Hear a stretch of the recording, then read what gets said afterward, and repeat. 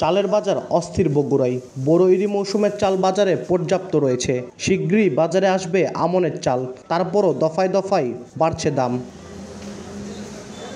জেলার খুচরা বাজারে সপ্তাহ ব্যবধানে প্রকারভেদে প্রতি কেজিতে বেড়েছে 2 থেকে 4 টাকা পর্যন্ত।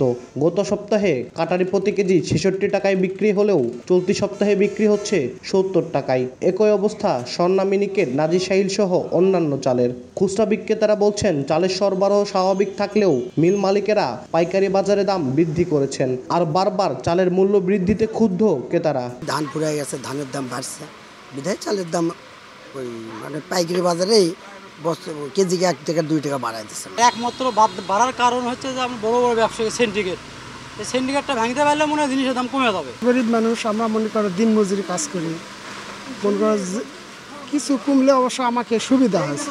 আমরা গরিব মানুষ, খাটা খাওয়া মানুষ, চাউল কিনে খেতে হয় আমাদের। আমার পরিবার নিয়ে কত কষ্টের মধ্যে পড়া লাগে। তবে চালকল মালিকরা বলছেন, ইরি মৌসুমের শেষ সময়ে ধানের সংকট থাকায় দাম কিছুটা বৃদ্ধি পেয়েছে।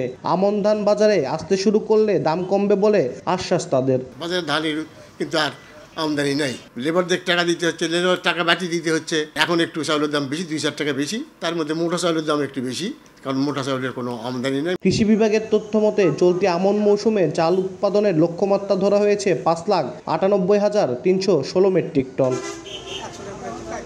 আব্দুল আউয়াল, সময় সংবাদ, বগুড়া।